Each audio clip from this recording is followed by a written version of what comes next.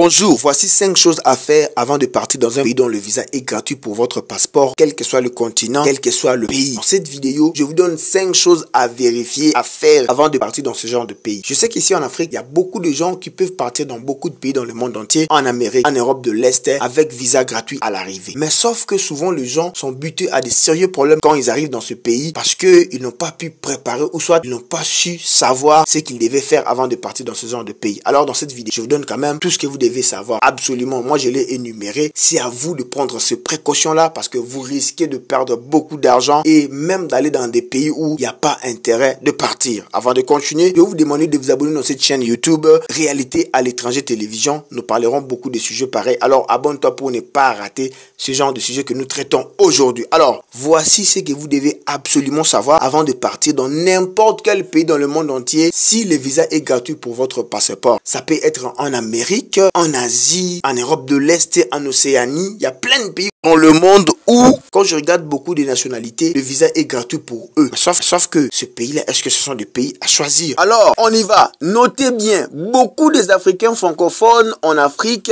quand ils entendent parler de pays à visa électronique, voire même gratuit ou payant mais électronique, ils sont tentés de voyager dans ce genre de pays. Ils croient que quand ils vont arriver là-bas, c'est chez eux, sans problème, pas d'immigration, pas de location de maison ou soit d'hôtel, pas de preuves à fournir. Franchement, beaucoup aussi sont tombés dans le piège du visa gratuit. Beaucoup ont perdu beaucoup d'argent. Beaucoup ont regretté d'avoir fait ce genre de voyage. Et presque la majorité, ils te parleront jamais sur Internet, Facebook, YouTube. J'ai été à Singapour, j'ai perdu tout mon argent. J'ai été à Seychelles, j'ai perdu tout mon argent. J'ai été en île Maurice, j'ai perdu tout mon argent. La plupart restent calmes. Et beaucoup qui ne peuvent pas supporter la vie de ce pays-là à visa gratuit, ils restent soit dans le pays, sans publier, sans faire de bruit, dans des conditions précaires et lamentables. Et ceux qui ont le courage de rentrer chez eux, ils rentrent chez eux sans faire de bruit, ni publier des informations ou parler du pays où il est allé et il a perdu tout ce qu'il avait comme économie. La plupart restent calmes. Il y a beaucoup de gens qui sont arrivés en Asie, dans beaucoup de pays du Balkan, en Europe, et même dans beaucoup de pays en Afrique, même en Amérique du Sud, et ils ont regretté. Moi, j'ai beaucoup de témoignages ici. Voilà pourquoi ce que je veux vous dire, ça va vous aider si vous avez besoin d'obtenir un visa électronique et de voyager partout au monde. Vous devez savoir ce que je veux vous dire ici, ça va vous aider. Numéro 1, la langue. La langue a été un obstacle sérieux pour les Africains francophones quand ils voyagent parce que souvent dans beaucoup de pays à visa électronique où les gens veulent partir sont de pays anglophones, hispanique et ainsi de suite. Concrètement, si vous maîtrisez la langue, surtout anglaise, ça peut aussi vous aider dès que vous arrivez dans le pays, que vous n'ayez pas vraiment de grands problèmes pour trouver des locations de maisons ou même connaître certaines choses. Franchement, c'est vraiment pratique. Maîtrisez la langue, apprenez l'anglais, ça va vous aider. Numéro 2, quel est l'objectif final dans le pays à visa électronique que vous avez besoin de partir?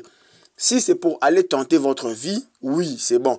Mais si ce n'est pas l'objectif final, c'est juste un transit, un pays où vous allez juste arriver et transiter, là, vous devez absolument connaître certaines choses. Alors, si seulement le pays est un pays que vous avez choisi pour aller tenter la vue quelque chose, vous devez savoir que, numéro 3, le visa qu'on va vous donner, c'est pas un visa de résidence, c'est un visa touriste, donc ça a un délai. D'ailleurs, ce visa touriste ne vous permet pas de résider pendant longtemps au pays. Ce sont généralement des visas de 31 jours, d'1 ou 2 mois renouvelables. Après, vous êtes irrégulier. Et ce visa même touriste ne vous permet pas de trouver du travail. Donc, il faut faire très attention parce qu'il y a ces confusions. Les gens pensent que dès qu'ils obtiennent un visa électronique sur Internet, donc concrètement, il va aller là-bas, il va trouver du travail, sans permis de travail là-bas. La loi existe. Les agents d'immigration arrêtent des gens, ils font des prison et certains sont aussi refoulés. Numéro 4, vous devez savoir que si vous partez dans un pays, n'importe quel pays à visa électronique que vous obtenez sur Internet, vous aurez besoin de l'argent. Il faut avoir beaucoup d'argent et l'argent que vous devez avoir avant de partir dans ce genre de pays, vous devez le le calculer par rapport au niveau de vie dans ce pays-là. Ne le calculez pas par rapport à votre pays.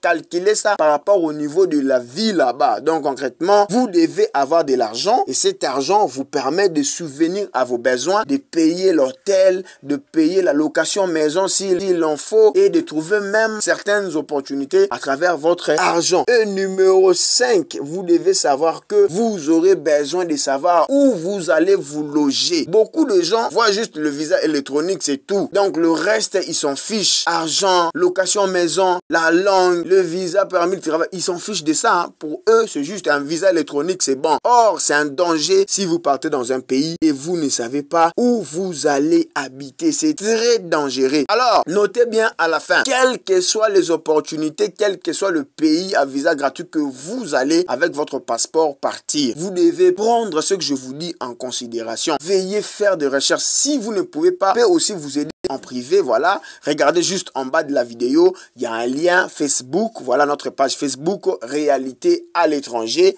Allez là-bas, nous avons un numéro WhatsApp là-dessus. Contactez-nous, on peut vous aider.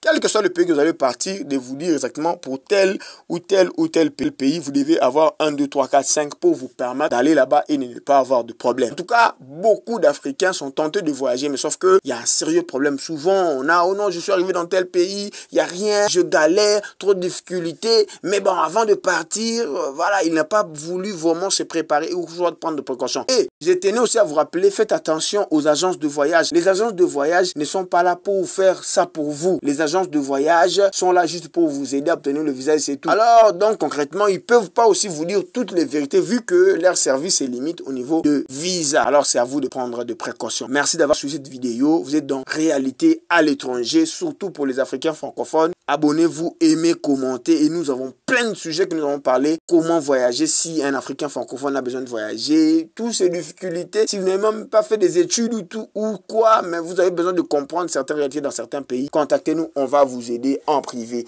Merci et on se retrouve à la prochaine.